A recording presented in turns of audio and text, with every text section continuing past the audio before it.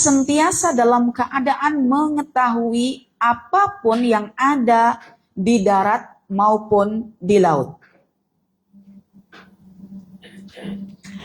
Wa ma tasqutu min waraqatin illa ya'lamuha, dan apa sahaja yang gugur berupa dedaunan, melainkan dia mengetahuinya. Wala habbatin fi dhulumatil ardi, dan demikian juga biji benih yang tertanam dalam kegelapan bumi, dia pun mengetahuinya. Wala ratbin wala yabisin illa fi kitabim mubin, demikian juga segala yang basah maupun yang kering, semuanya berada dalam kitab catatan yang jelas, yaitu Lauhil Mahfuz.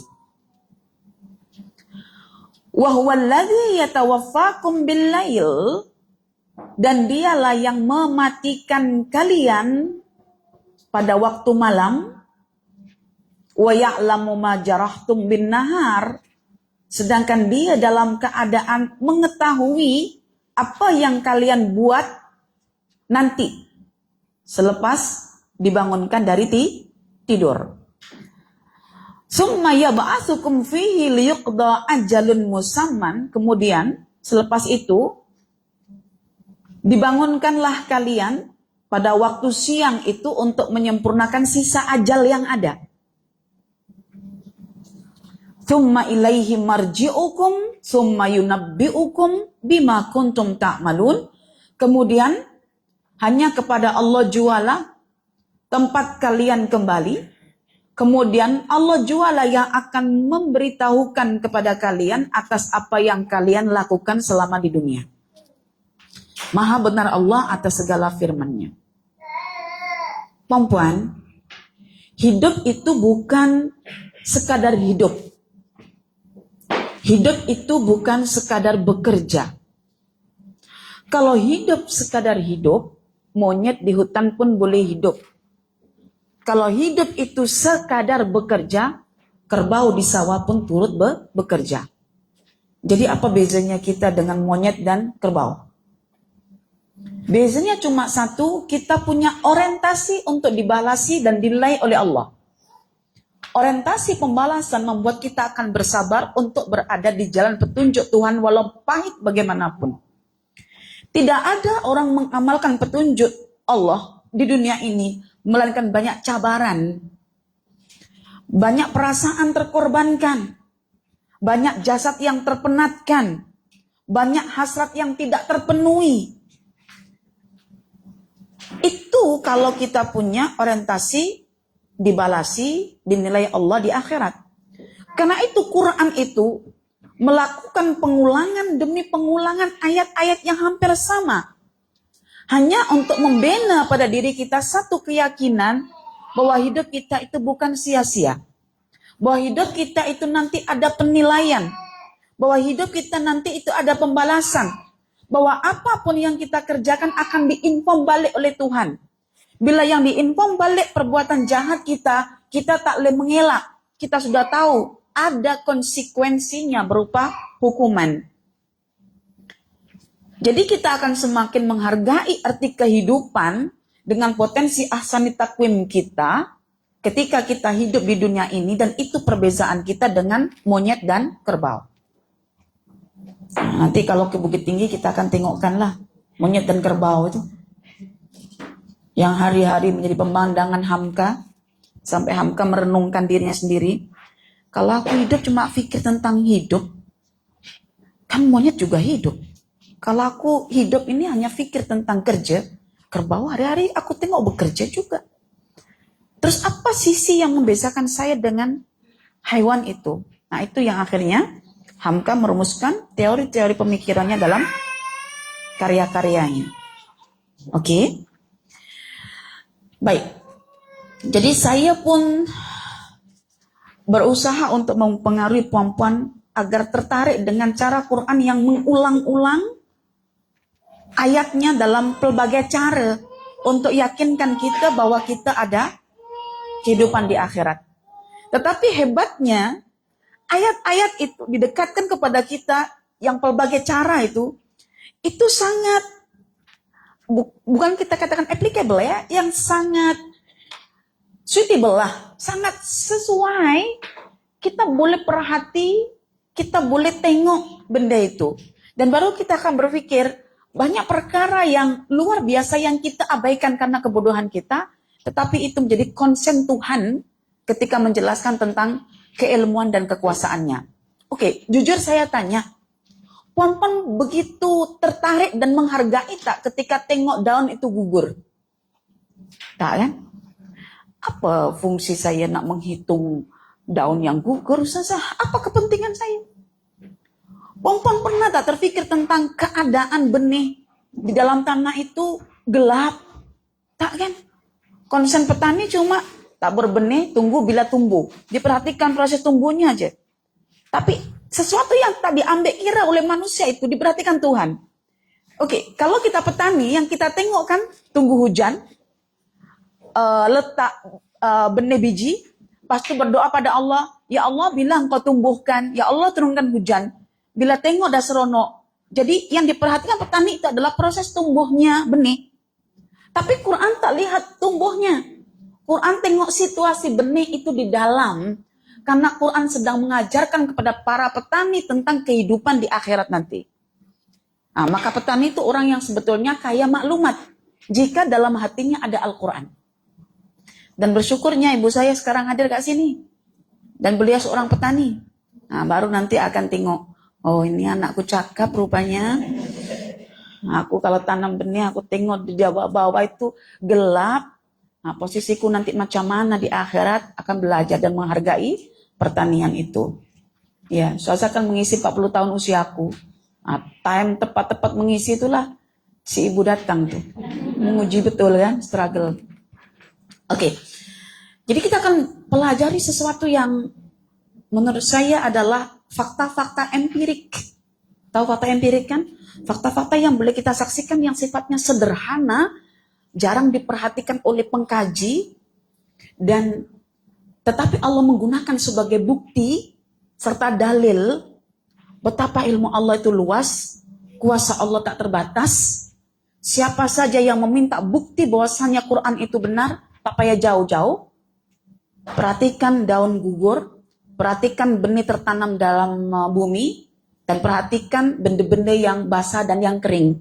Insya Allah kita akan tahu betapa Allah menunjukkan kekuasaannya melalui perkara-perkara itu. Oke. Dah ini kita sistematikakan ayat ya. Belum baca tafsirnya ya. Nah, saya baca tafsirnya dulu.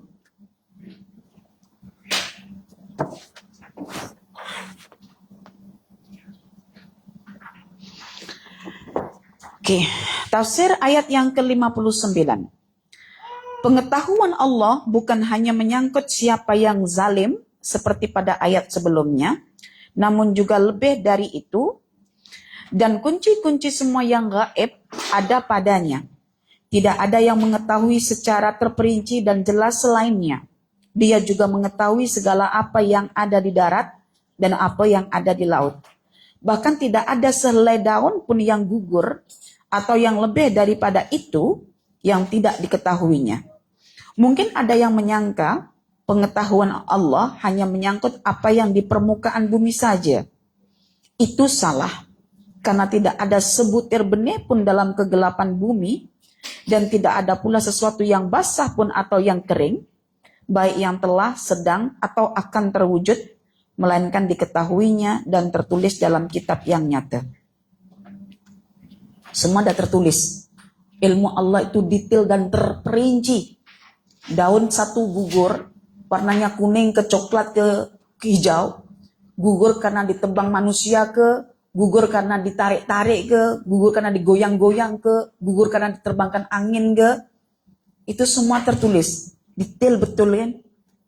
Kita boleh tak tulis begitu dalam buku kita? Tak boleh. Kalaupun tulis, berapa tebal tuh? Nah, terus macam mana tulisan dekat Lauhul Mahfuz Ustazah? Itu benda gaib, jangan tanya. Ayat yang ke-60, Di antara perkara yang gaib adalah kematian dan kebangkitan. Ingat, kita mengalami kematian dan kebangkitan nanti. Melalui ayat ini Allah menegaskan tentang hal itu. Dan dialah yang mewafatkanmu, yaitu menidurkanmu pada malam hari dengan menahan rohmu. Dan kamu tidak mampu melakukan apapun ketika itu. Dan dia juga mengetahui apa yang kamu kerjakan pada siang hari. Meskipun mungkin ada yang kamu rahasiakan daripada manusia. Kemudian dia membangkitkanmu, yaitu membangunkan kamu pada siang hari untuk disempurnakan batas waktu, yaitu umurmu yang telah ditetapkan. Kemudian kepadanya, bukan kepada selainnya, tempat kamu kembali, yaitu melalui pintu kematian. Lalu dia memberi tahumu apa yang telah kamu kerjakan ketika kamu hidup di dunia. Kemudian dia akan memberi balasan sepadan dengan setiap perbuatanmu. Sanggupkah kita seluruh perbuatan kita diinfo balik ke kita? Sanggupkah kita untuk menerima informasi Tuhan itu? Sanggup tak? Engkau. Dalam dada kamu nih, sifat dendam, benci itu berlebihan. Sampai kamu tak boleh cakap ke orang. Sampai kamu sekat kebaikan ke orang. Sanggup digitukan Tuhan? Tak sanggup. Tapi kenapa mau buat ke dunia? Allah kata, aku kan dah suruh kamu untuk memaafkan. Semua wahussila ma fis sudur. Semua itu ditahsil, diperincikan, dikeluarkan semuanya. Itu yang akhirnya kita belajar, melapangkan dada itu dalam risalah Hamiyazul itu, supaya mudah kita punya hisab, supaya ringan kita punya beban, supaya mudah kita punya urusan. Setiap kata manusia kita masuk ke sini. Setiap komen manusia masuk ke sini. Yang diingat cuma manusia. Tuhan bila diingatnya? Takkan Tuhan diingat cuma 5 kali sehari semalam je. Itu pun cuma 10 menit. 10 menit kali 5, 50.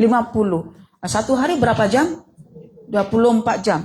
1 jam je ingat Tuhan. Bakinya ingat selain Tuhan. Lepas tu nak jumpa Tuhan begitu.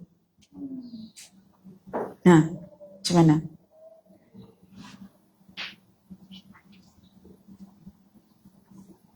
Nak jumpa Tuhan, terus disambut Tuhan, marhaban bikum, selamat datang hambaku yang sudah sentiasa mengingatiku gitu. Kan? Refleksi kecil saja, cuma bagi saya benda yang kecil itulah awal mula menjadi besar. Karena itu Tuhan tidak besar-besar menceritakan tentang kekuasaannya. Daun gugur saja sudah boleh menyedarkan kita. Oke, ayat itu tuh ayat berapa? 59 tadi. Oke, kalau kita pelajari, kita kena sistemkan. Ya, supaya senang paham. Oke. Bunyi ayat pertamanya macam mana? Oke. Wa indahu mafatihul ghaibi la ya'lamuha illahu. Kemudian wa ya'lamu ma fil barri wal bahri wa ma tasqutu min waraqatin illa ya'lamuha wala habbatin fi dhulumatil ardi wala radbin wala yabisin illa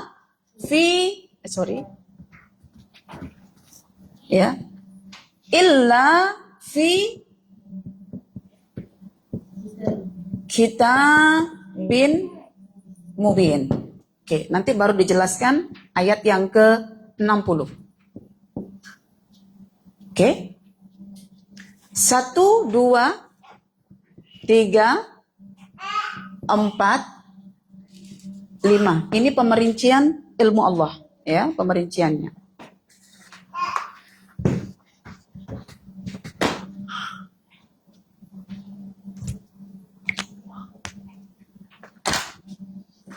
Oke. Saya bagi terjemahannya. Sistematikanya. 1, 2, 3, 4. Ini satu bahagiannya.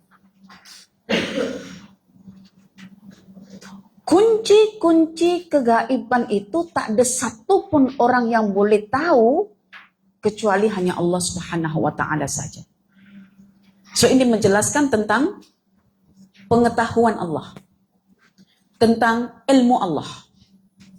Dengan disebutkan la ya'lamuha illahu. So ini bincang tentang ilmu Allah. Untuk mengetahui keluasan ilmu Allah, maka Allah katakan, dan dia mengetahui apa yang ada di darat dan di laut. Maksudnya apa yang ada di bumi. Bumi itu terdiri daripada darat dan laut. Oke? Dan dia mengetahui tentang apa yang ada di bumi.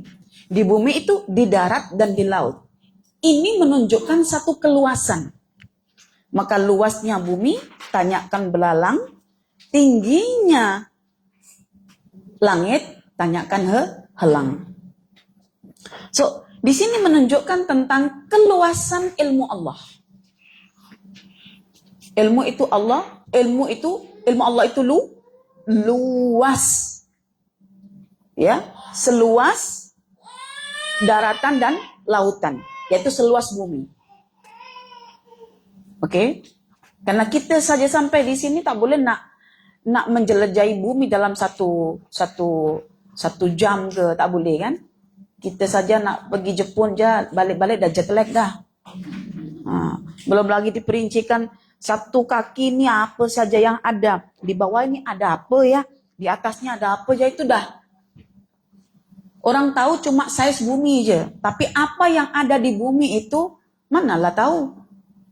Ya, permukaan laut pun belum tentu orang tahu semua apa ada dekat permukaan saja. So, apa yang ada? V ini konten. Yang ada di bumi ke yang ada di laut, di darat ke yang ada di laut. Di menunjukkan tempat. Ke bawah ke tengah ke atas. Semuanya diketahui oleh Allah. So ini bincang tentang keluasan ilmu Allah. Ini bincang tentang ilmu Allah, ini keluasannya. Keluasan ilmu Allah ini diperincikan. Karena itu saya sampaikan, kaidah Al-Quran dalam memperjelaskan makna menggunakan teori pemerincian, tafsil dan tafri'. Bagaimana cara memperincikan? Itu yang saya gunakan kaidah mensistemkan huraian itu kaidah Al-Quran sebetulnya. Jadi kalau misalnya daratan dan lautan, itu saja, tak diperincikan, tak paham. So yang di darat, di laut dijelaskan di sini. Begitu, tidak terhenti. Ini namanya tafri'. Dengan cara tafsil, mengkelas-kelaskan. Tafri', pemecahan. Furu', pencabangan. Jangan cuma buka cawangan restoran je. Cawangan sana, cawangan situ. HQ-nya kat mana? Kat Bangi. HQ itu kata amnya. Kemudian cawangannya kat mana? BBQ-nya kat sana, BBQ-nya dekat Shah Alam, BBQ-nya kat situ, misalnya. Pusatnya HQ-nya kat mana? Kat sini. So ini HQ-nya misalnya. Diperincikan cabang-cabangnya. Okay. Kita tengok keluasan ilmu Allah. Keluasannya. Pertama adalah sehelai daun pun ya, tentang daun, fakta daun. Sehelai daun pun yang gugur dan yang akan gugur kemudian dengan cara bagaimana gugurnya ya, itu sentiasa akan diketahui oleh Allah Ta'ala. Oleh Allah Ta'ala. So ini terkait dengan daun. So daun bila gugur, dia di atas permukaan darat. fil barri.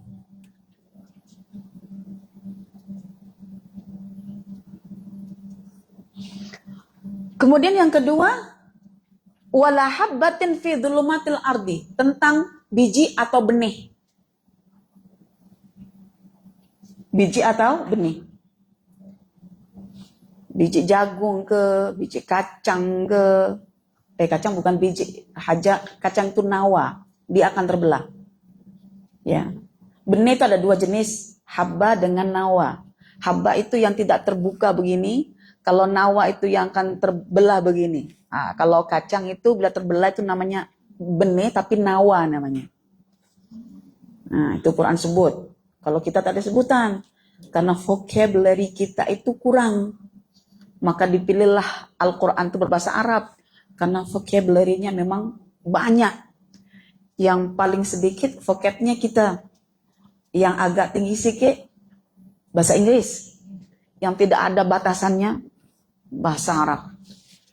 Kita kalau sebut singa bahasa Arab, itu berapa lembar tak selesai. Singa yang baru punya anak satu namanya apa, singa kalau ditinggal mati anaknya sekian, umurnya sekian, apa namanya, semua ada nama itu. Sampai kita pun pening, akhirnya kita skip aja. Tak tahulah. Nah, kalau bahasa Inggris ada lion. Nah, sudah. Kalau orang Melayu ya sama, singa gitu.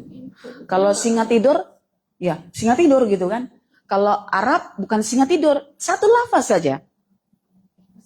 Kalau kita kan pakai kata sifat, adjektif kan. Oh, singa sedang makan karena kelaparan. Bahasa Arabnya satu aja. Kalau kita singa sedang makan karena kelaparan, panjang. Tapi bahasa Arab satu aja. Gitu. Itu kelebihan bahasa Arab, makanya dikatakan Qur'anan Arabian la'allakum ta'qilun. Quran berbahasa Arab supaya kamu mempelajarinya. Semalam ada orang datang sini bincang lama tentang masalah hati, tentang masalah otak, tentang masalah macam-macam. Baru kita sampaikan tentang ayat Quran. Oh, selama ini kita tak menghargai sangat tentang diksi-diksi Al-Quran, sedangkan itu berbahasa Arab. Kita memahami bahasa Quran tapi menggunakan bahasa Melayu dan cukup di situ. Maka ada anak kecil tanya, hati-hati di jalan, bahasa Inggrisnya apa? Liver on the street.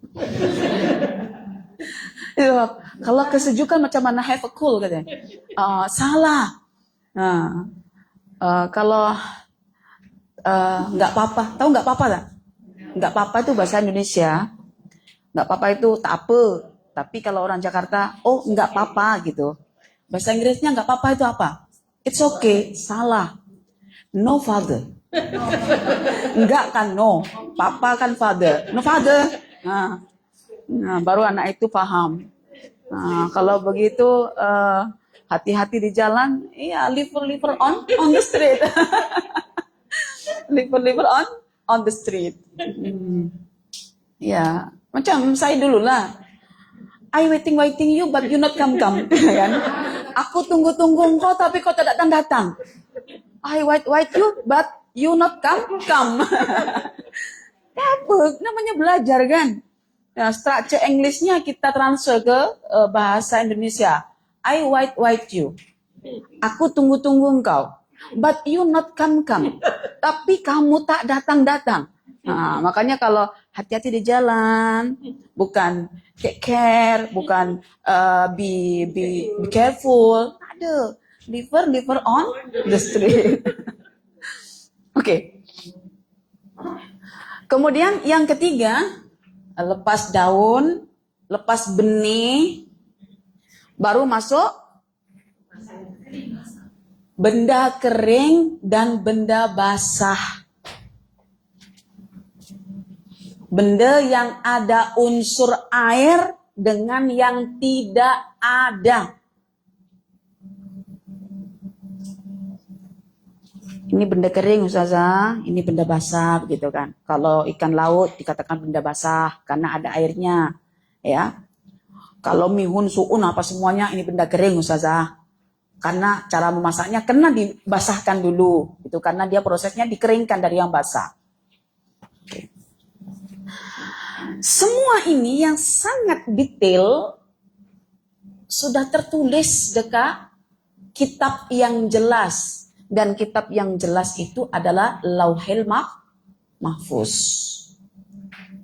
So, baru mulai nanti perbincangannya tentang ilmu Allah terkait perkara-perkara gaib yang dialami oleh kita sendiri. Yang kita belajar tengok kita sendiri. Ini tengok alamnya, ini tengok kitanya. Ini nih, tengok kita. So, maknanya ini ayat refleksi tentang diri kita. Selepas kita memperhatikan ayat-ayat empirik, fakta-fakta alam semesta. Makanya belajar Quran itu membuka hati kita untuk lebih tahu tentang apa yang ada di sekitar kita sebelum tengok siapa kita. Supaya kita belajar dari situ untuk kita paham tentang diri kita. So, kita mulakan sekarang perbincangannya. Sistematikanya tentang ilmu Allah, keluasan ilmu Allah, pendetilan ilmu Allah yang luas, semuanya terdapat dalam Lauhil Mahfuz, dan akhirnya kita melakukan refleksi diri tentang pengetahuan Allah yang sangat detail itu dalam kehidupan kita. Oke. Kita mulakan di sini. Wa indahu mafatihul ghaibi la ya'lamuha illahu. Oke. Di situ ada dhorof ya. Kata depan yang dimulakan dengan dan di sisinya. Dan di sisinya. Di sisi Allah. Pada Allah. Ada kunci-kunci kegaiban yang hanya dia saja mengetahuinya. Oke. Kalau diawalkan kata depan ini miliknya saja, di sisinya saja, itu artinya tidak ada pada pihak lain. Ya, eksklusif lah. Semuanya telah dikeluarkan semuanya, hanya Allah saja. Very eksklusif. So, wa indahu. Di sisi Allah saja. Nanti kita akan malu lepas ini. Kalau Allah tahu detailnya kita, ya, untung sekarang sudah tak tahu apa yang ada di hati dan dada perempuan. Kalau tahu saya reject dah jadi murid begitu kan. So hebat ya. Allah tak bagi kita tahu supaya kita tetap boleh berteman dan berkawan. Bersosial. Kalau saya tahu apa yang di hati Saza, dada Saza sekarang yang tak suka saya misalnya. Kau datang buat apa? Nak beripok ke? Nah, keluar kamu. Nah, jadi saya tak tahu dia ada apa. Jadi ini eksklusif. Semua sudah dikeluarkan oleh Allah, kecuali Allah saja di sini yang memiliki ilmu itu. Oke, Ustazah, sebutan mafatih itu kan dalam terjemahan kunci-kunci ya. Anda jangan berasumsi bahwasanya Allah itu punya kunci-kunci, lalu kita gambarkan kunci dengan mangganya. Mangga kunci dengan kuncinya. Ini hanya cara Quran memudahkan kita untuk memahami. Bila kita sebut kunci, mesti akan ada gudang. Tahu gudang kan? Gudang itu apa?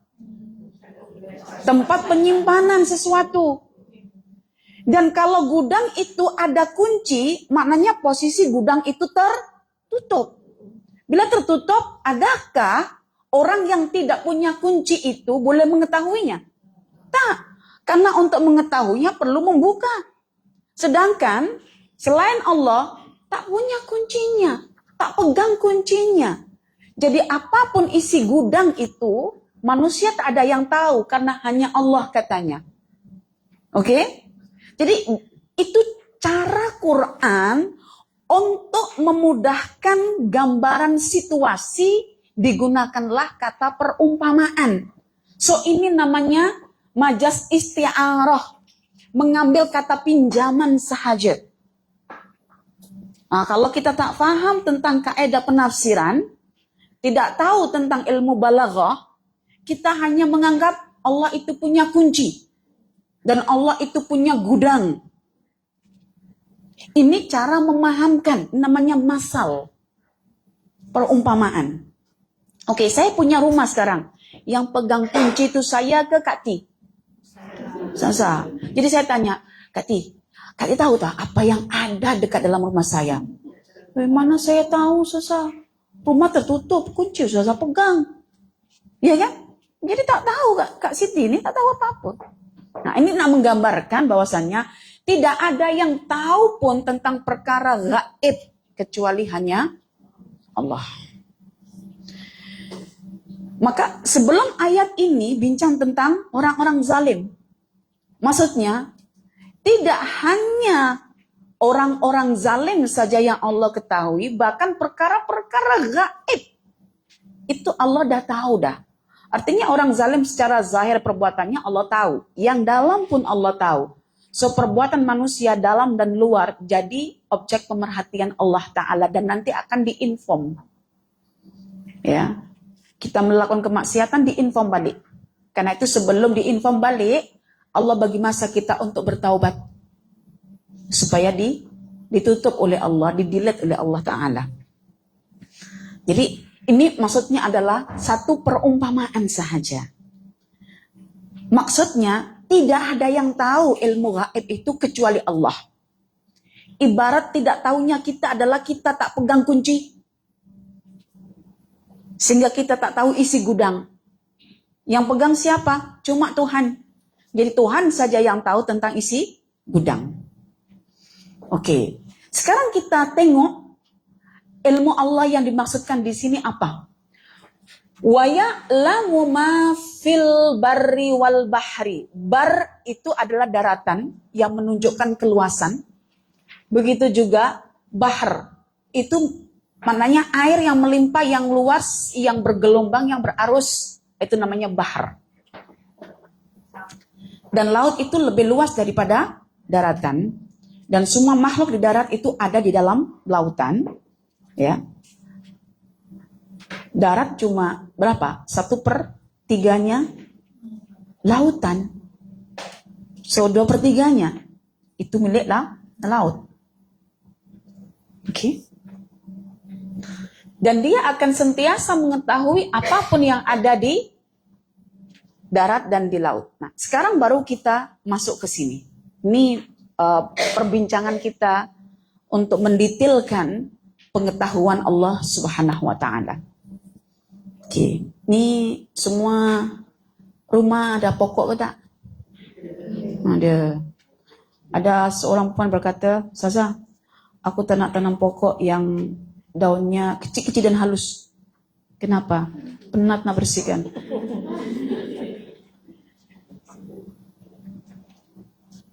Manusia memang suka selesa lah kan. Oke. Padahal itu banyak pelajaran. Pokok-pokok yang hijau, yang halus daunnya, itu pokok-pokok yang sangat kuat dalam menyerap air.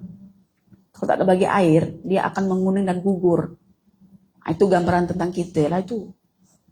Hidup ini kalau tidak ada siraman Al-Quran, akan cepat gugur, cepat tumbang. Ada masalah stres.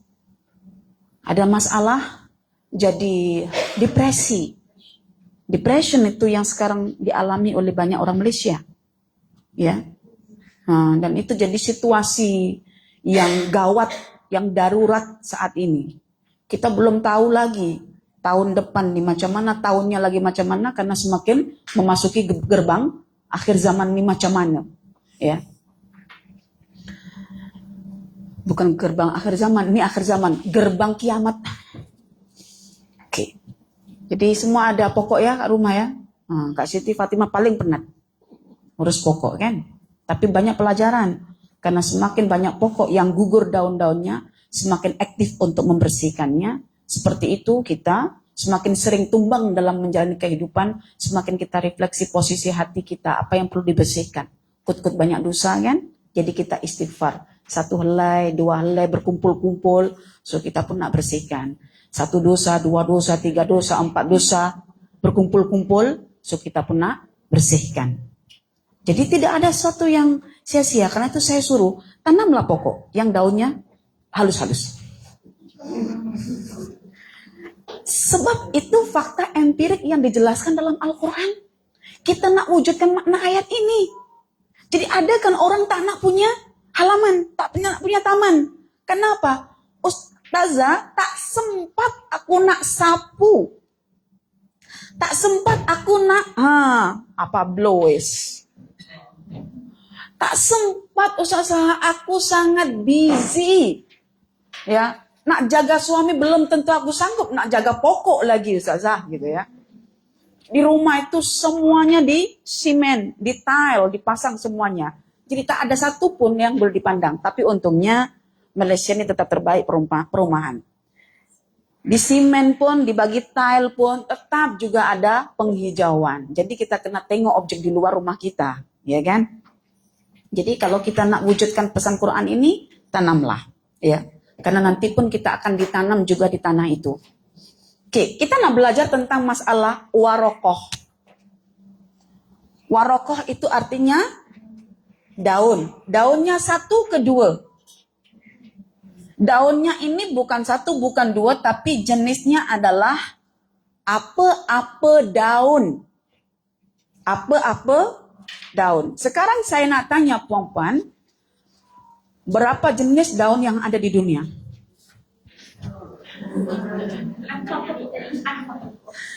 Oke, orang sains kan? Saya nak tanya, setakat mana kajian sains sekarang berada? Ada kajian dapatan? Berapa jenis daun di dunia? Saya tak tanya siapa, tanya engkau aja. Belum ada orang bicara. Belum ada orang cari karena benda ini dianggap remeh-temeh. Tapi ketika remeh-temeh itu disebutkan dalam Quran. Dan perkataan dia sama seperti perkataan Said Qutb. Hebat kau? Saya tak hasap gitu. Said Qutb juga mengatakan begitu. Benda-benda yang disebut ini jarang diperhati orang. Karena ditanya, kenapa kau tak perhati, kau tak kaji? Ada manfaat pun. Bahkan kita kalau perhati, gugur satu anak kita, Umi udah gila. Buat apa perhati, habis masa, jadi manfaat ke Umi. Kan gitu. Tapi bila kita sampaikan ayat ini, wa ma tasqutu min waraqatin illa ya'lamuha. Kenapa? Baru dia kata, daun disebut dalam Quran. Nah, sekarang saya tanya, berapa daun? Di Bangi sajalah, sampai jauh-jauh. Banginya pun section 5 je. Kawasannya pun Taman Langat Jaya je. Itu pun tak sanggup. Jenis rumput tu saja ada berapa? Belum lagi pokok-pokok yang berdaun yang akan gugur. Kan kita tak pernah terfikir. Kita banyak fikir apa ya dalam hidup ini ya? Nak makan apa? Nak masak apa? Nak kemas apa? Nak shopping apa? Apalagi kak? Itulah. Tapi di sini tak ada. Nak kemas apa? Nak makan apa? Nak shopping apa? Tak ada. So perspektif kita akan diubah oleh Al-Quran 180%. Campurlah 360 lah. Pusingan langsung. Diubah oleh Allah. So dari sini kita akan belajar menghargai benda kecil. Suami saya lagi mencari banyak daun-daun. Dia katanya mau kumpul dan jadi kompos baja. Saya biarkan aja. Experience dia, tengok bila dibiarkan pokok itu, ditarik, dia sudah mereput dan jadilah tanah baru. Karena semua ada unsur tanah. Daripada beli tanah Kak Nesri, Umi, baik Abi kumpul orang-orang yang sudah letak dalam pek-pek plastik itu. Dikumpul dan akhirnya membuat tempat kompos. Dulu kita anggap perkara remeh-temeh je. Sibuk sangat. Beli apa salah? Ternyata experience itu yang lain. Dan rasakan baunya, rasakan prosesnya, dan melihat hasilnya. Dan itu boleh menjadi recycle untuk tanaman baru. Dari tanaman yang sudah mati, yang sudah gugur jatuh, boleh membaja tanaman untuk hidup balik. Dan untuk hidup balik itu nanti yang ini. Kita tengok dulu di sini. Oke. Ustazah, kalau daun itu, ya, tadi tak dapat jawaban ya, dan para saintis tidak mengkaji jumlah daun kan, dan itu menunjukkan satu kelompangan dalam ilmu sains. Dan kelompangan itu disebabkan ketidakmampuan. Ada orang nak tapi tak mampu. Ya, ketidakmampuan. Nanti pergi ke nursery dan cek, tanya ke nursery-nya, berapa jumlah pokok kat sini? Berapa jenisnya? Belum tentu juga dia tahu. Apalagi daunnya. Satu pokok jumlah daunnya berapa? Dan yang akan tumbuh daun kemudian itu berapa jumlahnya? Kan ini kan perkara yang continue, yang akan bersambung, gugur dan nanti akan gugur dan akan gugur lagi. Itu dalam hitungan Tuhan. Nah, tunjukkan ketelitian ilmu Tuhan. Kalau kita berbuat maksiat, buat lagi, juga teliti. Dicek kita punya kemaksiatan kita. Oke, jadi kalau kita tengok gambarannya, macam begini ya. Kalau ini lebar, daratan, tanah, so ini pokok ya. Maka kita akan tengok jenis-jenis pokok ini dengan daun-daun yang pelbagai.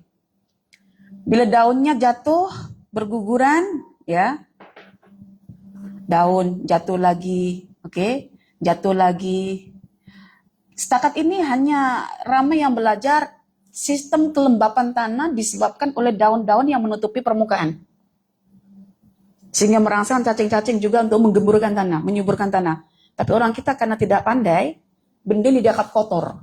Padahal yang kotor itu yang manusianya. Ini dianggap kotor. Padahal ini adalah untuk sistem keseimbangan. Maka mengapa proses fotosintesis tidak perlu menggunakan baja? Tahu kan? Tanah ada subur. Jadi ada sistem kelembapan. So ini jatuh, gugur. Jadi gugur ini banyak hikmahnya, tetapi juga banyak manfaatnya. Dari segi sains, ini yang dikaji oleh mereka. Tetapi yang tak mampu mereka kaji adalah berapa jumlah daun yang gugur dalam satu hitungan saat misalnya. Di seluruh pelbagai penjuru bumi. Tak tahu kan? Nah, ini menunjukkan kelemahan pengetahuan manusia. Setinggi apapun sains dan teknologi, satelit tak boleh tangkap benda itu dan mengkalkulasikan. Ini kedetailan ilmu Allah. Jadi ketika nanti ada gugur satu daun saja, kita katakan, ya Allah, berapa banyak daun itu gugur pada saat aku melihat ia sedang gugur di tempat-tempat yang lain, berapa banyak. Dan itu dalam catatan Allah, dalam pengetahuan Allah. Karena tidak ada daun pun yang gugur, melainkan Allah yang gugurkan. Sebagaimana Allah nak gugurkan banyak daun? Itu kan? Dan bagaimana Allah tahu tumpukan-tumpukan daun itu? Bila kita sudah tahu kedetailan ilmu Allah macam ini, kita tak terdaya apapun. Sebab ayat ini sebetulnya nak bagi tahu ke orang-orang kafir bahwa hari kebangkitan itu pasti berlaku. Orang kafir kan kata macam ini, macam mana manusia dibangkitkan? Sedangkan semua organ badan sudah dimakan oleh makhluk tanah. Di bawah sana, di bawah situ, terbang sana, terbang situ, digali ini, digali itu. Terus bagaimana Allah mengembalikan? Maka ditunjukkan, takkah engkau berpikir tentang fakta empirik yang macam ini? Wa ma tasqutu min waraqatin illa ya'lamuha. So ini semua diketahui oleh Allah. Ini baru satu pokok, namanya pokok beringin. Pokok yang lain? Pasti saya paham. Pohon tidak akan pernah menyalakan daun yang gugur. Karena kalau menyalakan daun yang gugur sebelum marah-marah, ini asik kotor, gugur. Kita marah ke siapa? Sekarang berani marah ke Allah. Nanti kalau menyapu rumah dekat Melaka, cuma saja. Marah ke emak. Mak, engkau tinggal ke rumah besar macam ini, pokok-pokok semua besar-besar. Jadi ayat tentang kuasa Allah dalam ilmunya ini tak nampak lagi akhirnya. Ya, makanya dengan adanya daun yang gugur, orang menciptakan cara menyapu daun. Ya kan? Apa namanya begini? Yang ini dulu, yang manual dulu. Orang kampung. Pencaka tanah, bukan pencaka langit. Caka. Lepas itu karena manusia malas kebanyakan daun, habis itu beli blower. Kata Kak Rodo, suami saya penat nak bersihkan dekat longkang-longkang, Sasa tak boleh guna sapu, Sasa. Nak pencaka pun tak boleh. Akhirnya apa? Beli Jadi gugurnya daun-daun ini menciptakan satu creativity manusia untuk membuat alat, dan alat itu dijual. Dan yang memberikan ilham untuk membuat alat itu Allah. Bila sudah ada orang beli, terima kasihnya bukan pada Allah. Nah, ini yang Tuhan tetap izinkan dia hidup juga. Oke? Jadi kita tengok fakta yang di atas permukaan. Fakta di atas permukaan. Karena detailnya ilmu Allah, Allah bincang lagi fakta di bawah permukaan sekarang. Yaitu tentang habbah. Oke. Suami saya balik ke Bukit Tinggi, yang dicari adalah benih kangkung dan sawi. Mengapa?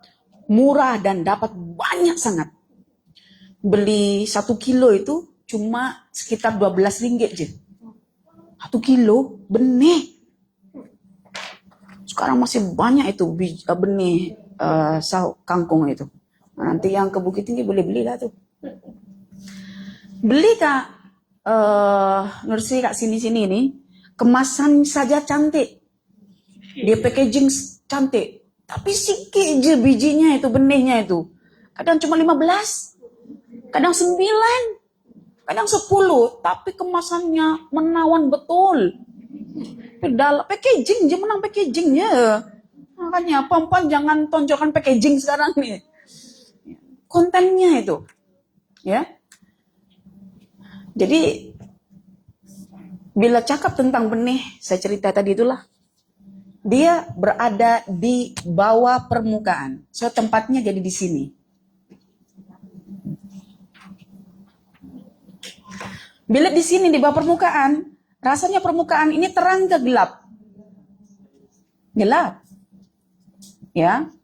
Maknanya kalau di sini bincang tentang pertumbuhan, di sini bincang tentang kepunahan, keguguran, kematian.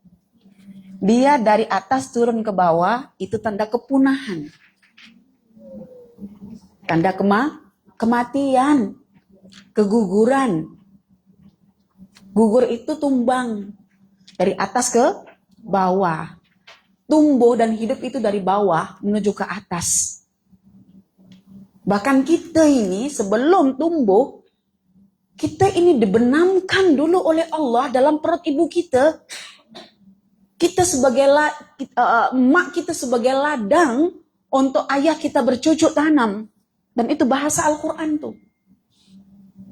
Jadi mak kita merupakan ladang bagi ayah kita untuk menabur benih, untuk bercocok tanam. Dan benih itu akan tersimpan dalam perut di 3 kegelapan. Karena pertumbuhan itu hanya dimulakan daripada kegelapan. Daripada kegelapan. Dalam kegelapan itulah benih itu menyerap berbagai anasir-anasir yang bagus untuk diserap. Kalau benihnya berupa janin anak, dia akan serap darah ibunya, dia akan serap nutrisi yang dihasilkan oleh ibunya. Semuanya diserap dengan potensi yang Allah bagi Kak janin itu, Kak benih itu. Benih yang kita tanam, mati ke hidup sebelumnya. Mati. Kita bincang benih ya. Benih tidak ada yang hidup. Benih itu mesti cara menanamnya dikeluarkan daripada kulit. Dan dipanas, dijemur dulu. Betul tak? Baru direndamkan dekat air sekejap untuk nanti kemudian dibenam. Dibenam, bukan ditanam. Dibenamkan. Kalau tidak dibenamkan, benih itu tidak akan tumbuh baik. Jika tidak tumbuh baik, dia tidak akan menghasilkan buah yang baik. Maka ibrahnya, benamkan dirimu dalam tanah kehinaan, supaya kamu boleh tumbuh dalam kesempurnaan. Jangan tergesa-gesa untuk menjadi someone. Ya, benamkan dulu dalam satu kehinaan. Tanam itu kita buka tanah sekejap, tabur begini tutup, itu tanam. Tapi kalau sudah benam itu dalam. Dan menunjukkan tentang kegelapan. Apalagi jenis pokok-pokok besar. Kalau tidak dibenamkan, dia mudah untuk tumbang. Makanya kita dalam menguasai sesuatu, kita kena membenamkan diri dulu. Baru nanti tumbuhnya sempurna. Dan anak-anak kalau terbenam lama dekat perut ibunya, tumbuhnya sempurna. Tapi kalau premature, tengok, susah kan kita kan? Kena masuk incubator, masuk ini, kena bagi cube, apa macam-macam lah kan. Karena tidak sempurna dia dalam pembenaman dalam kandungan ibunya. So ini bincang tentang pertumbuhan dari bawah ke atas. Ini bincang tentang kepunahan dari atas ke bawah. Ini diketahui oleh Allah berapa jumlahnya dalam satu masa dan berterusan.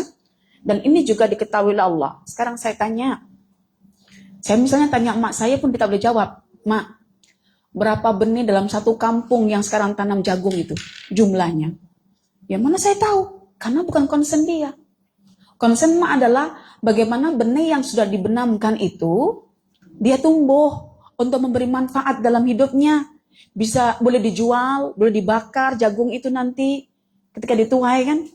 Itu concern petani di situ saja. Tapi concernnya ahli makrifat bukan pertumbuhannya. Tapi apa yang ada di dalamnya ini concernnya ahli makrifat. Nah, maka kita bawa yang bertanam-tanam ini bukan cuma menikmati pertumbuhannya, tetapi di dalamnya ini. Oke. Bila terkait benih dekat dalam ini, sifatnya gelap ke terang. Oke, saya tanya, benih boleh bertahan tak dalam kegelapan ini? Dia tak boleh bertahan. Dia mesti kena memecah bumi kalau bertahan. Itu namanya benih tak berkualiti. Dia mesti akan memecah. Karena benih itu gambaran tentang kita. Dia mesti akan mencari cahaya. Mencari yang terang. Hidup dalam kegelapan saja itu sesat. Tak boleh. Takkah kita tak malu dengan benih? Benih saja yang dibenamkan oleh petani tidak tahan dekat bawah ini. Supaya dia boleh memecah tanah itu sehingga tumbuh, maka benih ini memanfaatkan potensi yang Allah bagi, kau serap nutrisi-nutrisi yang ada dalam tanah itu untuk kamu boleh berkembang.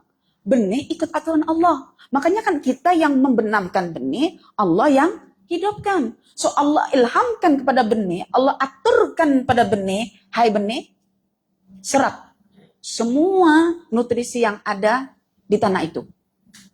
Dan pecahkan tanah ini dan berkembanglah kamu. Karena benih tidak tahan dengan kegelapan, so dia menyerap unsur-unsur makanan yang ada dalam tanah itu, so dia memecah dan tumbuh. So ini pertumbuhan namanya. Permulaan kehidupan. Oke. Kita juga begitu, puan-puan. Jangan sampai kita leka asyik di dalam kegelapan. Tahu kegelapan itu apa? Az-zulumat. Az-zulumat itu lawannya apa? Nur, cahaya. Cahaya itu apa? Ilmu. Al-ilmu nurun. Berarti al-jahlu zulmun. Ya, kebodohan itu gelap. Dan keilmuan itu terang. Jadi benih berusaha untuk menjadi benih yang berpengetahuan. Karena itu dia memecah tanah. Dan kita, jangan leka dengan kebodohan kita. Kalaulah kita ini tidak tahu apa-apa, kita boleh tanya kepada ahli ilmunya. Kalau ahli ilmunya menyampaikan, kita kena dengarkan. Maka Al-Quran kata, fas'alu ahla dzikri. Jika kamu tak tahu tentang sesuatu, tanyakan ahli Quran. Ahli Quran. Allah tak sebut tanyakanlah saintis Kanada, tanyakanlah saintis Jepun, tak ada. Fas'alu ahla dzikri. In kuntum la ta'lamun. Bertanyalah kamu kepada ahlul Quran. Zikri itu Quran. Jika kamu adalah orang yang tidak tahu. Maknanya Quran sumber pengetahuan. Apapun Quran inform itu benar. Dan apapun manusia inform, itu sebatas kajian yang mengalami perkembangan. Oke, jadi jadilah engkau macam benih yang sehat, yang boleh memecah tanah untuk mendapatkan panasnya matahari, terangnya siang. Ada tak ustazah benih yang tak tumbuh? Ada. Yaitu benih busuk di dalam, yang tak berkualiti, karena segala potensi yang Allah bagi tidak dimanfaatkan. So sekarang pertanyaannya, manusia punya potensi kan? Oke, semua sekarang dalam keadaan gelap. Dalam alam kezulman. Dalam alam kegelapan. Kejahilan. Tapi Allah bagi potensi kan? So, manfaatkan potensi itu untuk dapat memecah kegelapan itu menjadi terang. Maka ada istilah minaz zulumati ilan nur. Minaz zulumati ilan nur itu sudah disimbolikan dengan benih. Jadi benih itu dikatakan hidup kalau dia sudah memecah. Maknanya kita dikatakan tidak hidup kalau tak memecah-mecah juga. Jadi kalau kita masih belum mengilmui Al-Quran, hanya setakat baca, kita boleh saja menjadi benih yang buruk. Karena benih buruk akan mati di dalam, dia tak boleh menggunakan potensi dalam dirinya sehingga dia akhirnya tak tumbuh. Dan kita diibaratkan macam benih. Itu perkataan Badi'uz Zaman Said Nursi. Kita semua macam benih. Jika benih itu ada yang baik, ada yang buruk. Yang buruk itu yang tak boleh memecah tanah. Tidak boleh keluar daripada kegelapan. Dan benih yang baik itu yang boleh keluar dari kegelapan, yang memecah. Dan akhirnya benih itu tumbuh dengan sinar matahari, terangnya siang, gelapnya malam, semua yang dia liputi. Dan alhamdulillah kita sebetulnya disimbolikkan oleh Allah sebagai benih yang telah memecah kegelapan. Karena itu kita terlahir dari rahim kegelapan menuju alam dunia yang terang benderang. Alam semesta ini semua adalah ilmu Allah. Bentuk pengetahuan Allah. Bila tengok pokok itu hasil daripada pengetahuan Allah. Ada aturan Allah dekat situ. Itu ciptaan Allah. Tidak ada ciptaan yang terhasil tanpa ada pengetahuan. Allah mencipta pokok karena Allah tahu tentang pokok, maka diciptakan pokok itu. Oke? Jadi sekali lagi, bahwa pertumbuhan, kehidupan itu diawali dari bawah.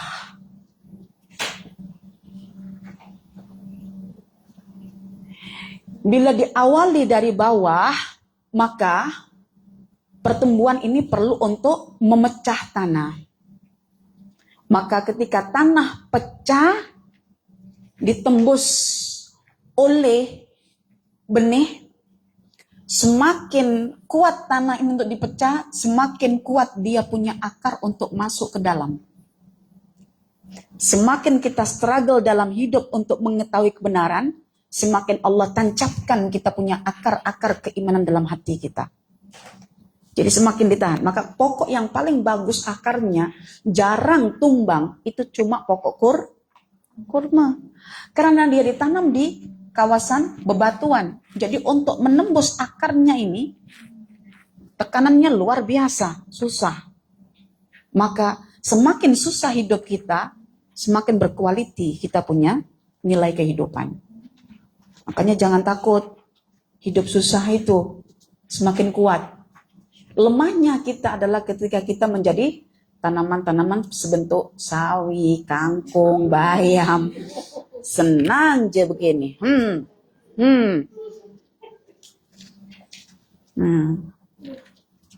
Ada ke orang nak tanam sawi sampai digali-gali begini? Kan? Tak ada. Oke, ini dari bawah ya. Ini maknanya proses permulaan hidup. Dan ini adalah proses kematian dari kehidupan.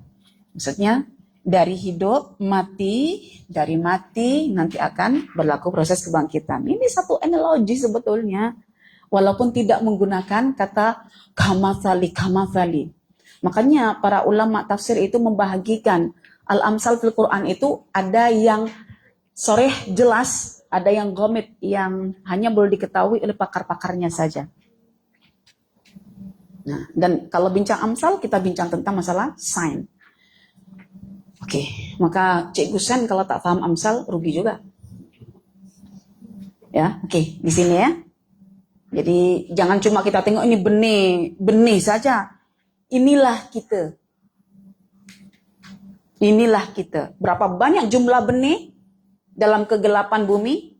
Hanya Allah yang tahu. Sekarang saya tanya, di sini ada jurusan sejarah? Ada pakar-pakar arkeologi? Nah, ada ya? Sayang tak ada. Kalau ada saya tanya. Berapa jumlah manusia yang sudah terbenam di bumi? Jawabannya bagus. Wallahu a'lam bishawab. Itu pun sudah menisbahkan hanya Allah yang tahu berapa data yang sebenar. Manusia itu cuma mengagak, membuat kesimpulan. Tak tepat pun. Misalnya jumpa kerangka bahtera Nabi Nuh, itu pun lama juga untuk menentukan hasil berapa ribu tahun. Dia cuma membuat kisaran pembulatan je. Lebih kurang dalam 50.000 tahun yang lalu, contoh begitu. Lebih kurang. Spesifiknya mana boleh? Karena manusia bukan Tuhan. Tengok pun dah excited kan? Nak tahu bagaimana dia boleh di situnya itu, yang tahu cuma orang baca Quran. Wastawa alal judi, dan berlabuh dekat bukit Judi. Karena tujuan kita bukan untuk mengkaji berapa lamanya, itu sudah Allah punya konsen. Tapi kita mengambil ibrahnya. Walaqad taraknaha ayatan fahal min muddakir.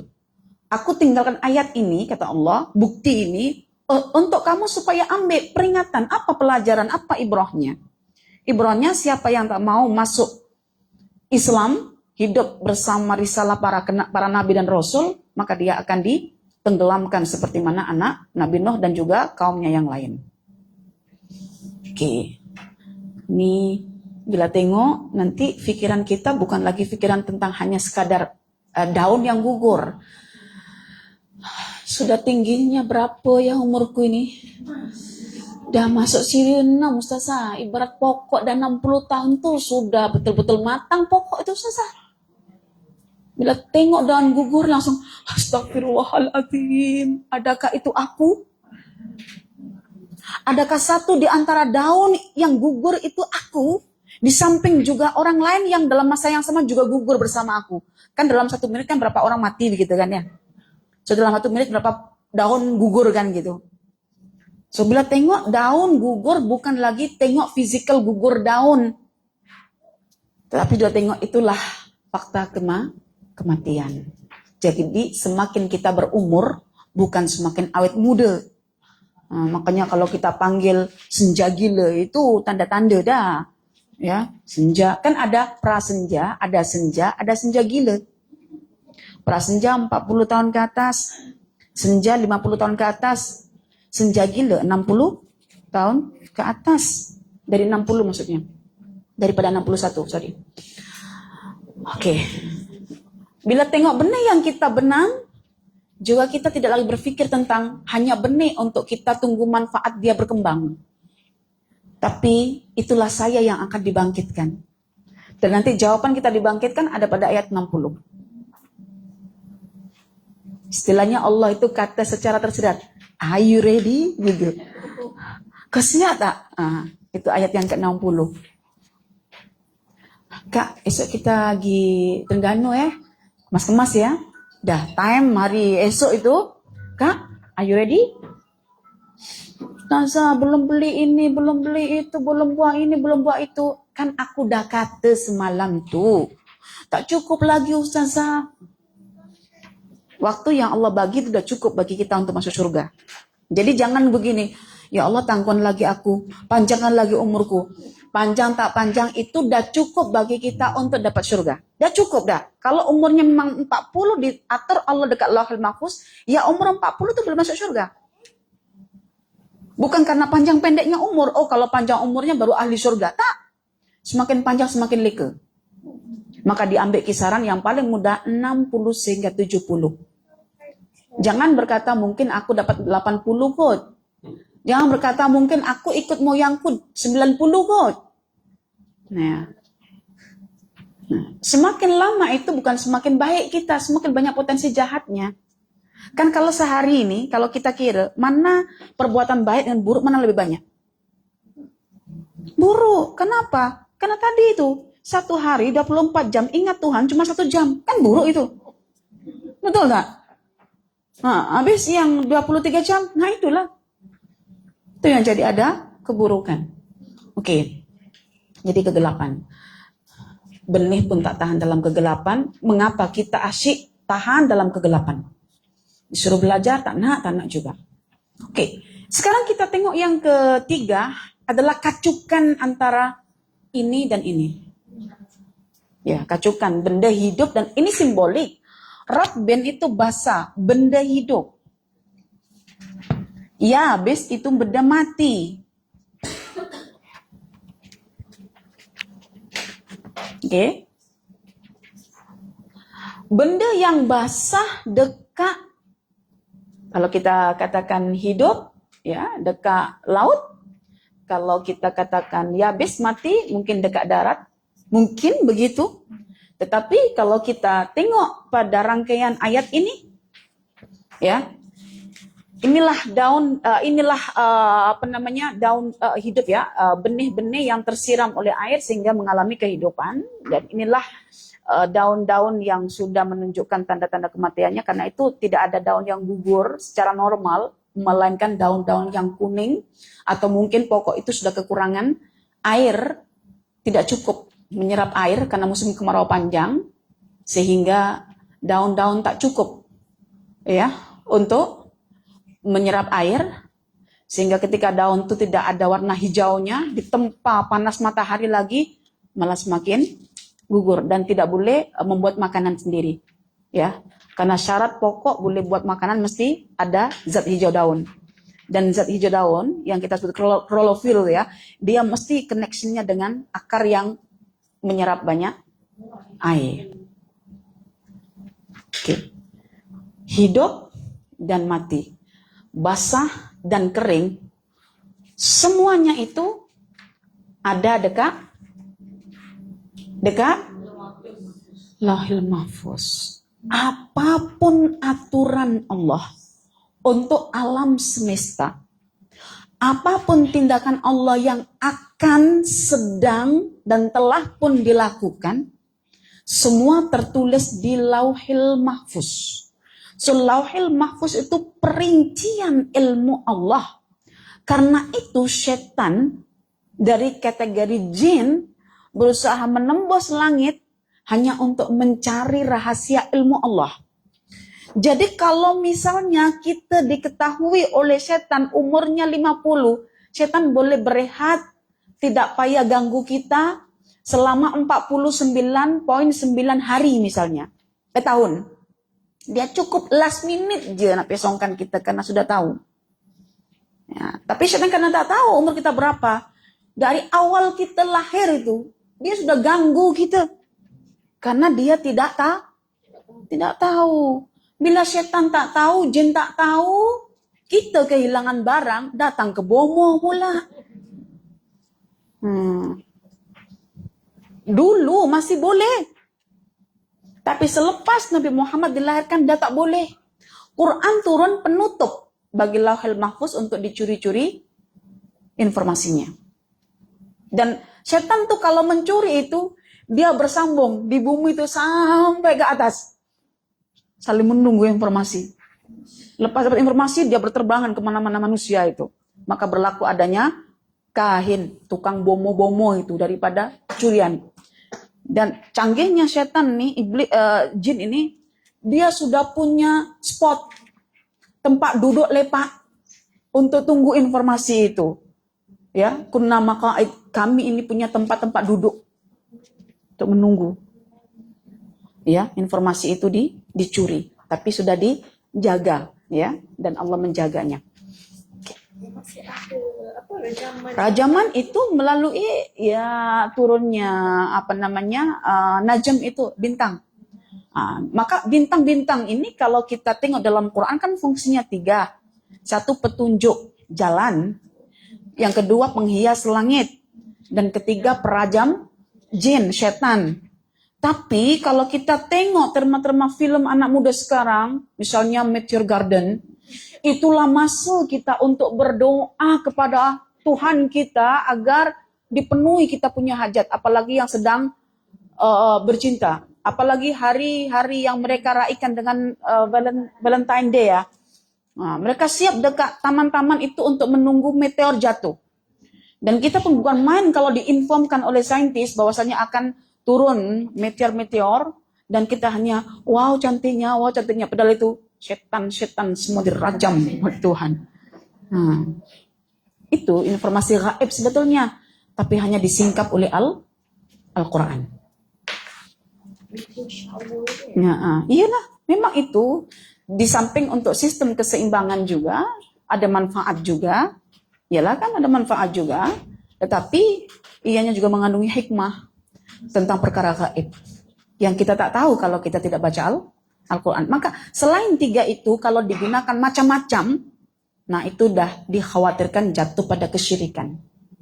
Maka ada gunakan tentang zodiak, tentang ramalan bintang, tentang itu semuanya. Oke, jadi hidup, mati. Dari kehidupan ini menuju kematian dan nanti akan dibangkitkan. Dan kebangkitan itu dibincangkan dari sini. Oke, ini fakta alam. Fakta alam.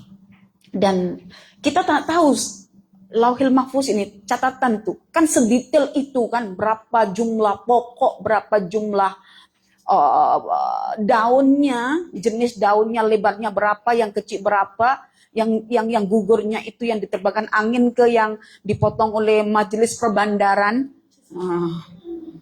ya kan? Atau yang dilempari anak-anak karena nak curi mangga, lempar batu, ada yang ditarik-tarik begini karena ada lebahnya. Semua jatuh itu kan kita tak tahu, tapi Allah yang tahu cara jatuhnya, mengapa jatuh, itu semua tertulis dekat Lauhil Mahfuz. Jadi sedetail itu Lauhil Mahfuz. Kalaulah kita analogikan Lauhil Mahfuz itu sebagai kitab, buku tulis, perlu setebal apa? Perlu setebal apa? Tak boleh cakap kan? Tak boleh cakap. Macam mana saya boleh cakap? Ustazah ditanya jumlah daun, saya tak boleh jawab. Apalagi buku yang menulisnya. Karena tak boleh cakap itu baru kita membuktikan itulah keluasan ilmu Allah. Bila luas itu makna tak terukur. Kalau yang terukur itu bukan luas. Bila tinggi tak mudah dicapai. Mana yang boleh dicapai itu tidak tinggi. Yang tinggi cuma Allah karena tak tercapai. Yang luas cuma ilmu Allah karena tidak terukur. Di sini saya nak sampaikan perkataannya Said Qutb. Kata Said Qutb, ayat ini masuk kategori ayat yang menunjukkan kemukjizatan Al-Quran yang menyerlah. Kan kadang-kadang kan penulis atau pengkaji dia akan fokus pada beberapa ayat yang Allah ilhamkan untuk mengetahui letak kemukjizatannya. Bukan terus penulis itu tahu dari alif lam mim itu sampai minal jinnati wan nas semua sisi kemukjizatannya. Tidak. Tapi kadang-kadang Allah sentuh dalam satu sisi sehingga mengatakan dalam tafsirnya itu, inilah bentuk kemukjizatan Al-Quran yang apabila kita tengok dari segi susunan dan konten penjelasannya. Oke, beliau mengatakan dari kontennya, struktur dia ataupun makna dia sungguh sangat mukjizat. Mengapa mukjizat? Karena tidak ada satu saintis manapun yang terfikir ingin memerhati tentang daun yang jatuh dan menghitungnya berapa. Itu namanya mukjizat. Karena tidak ada yang terfikir dari kalangan petani sekalipun tentang kegelapan yang menyelimuti benih sebelum ia tumbuh. Konsennya petani, pertumbuhannya saja. Konsennya gardener, cuma daun-daun yang rimbunnya saja. Kenapa? Konsen manusia terhad pada manfaat.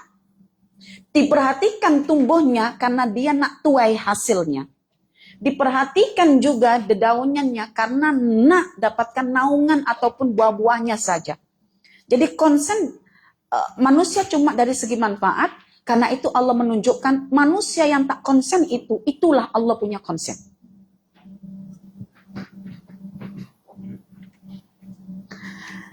Sampai jenis-jenis ciptaan Allah yang basah dan kering, saya nak tanya, ada tak saintis juga yang mengklasifikasikan berapa jumlah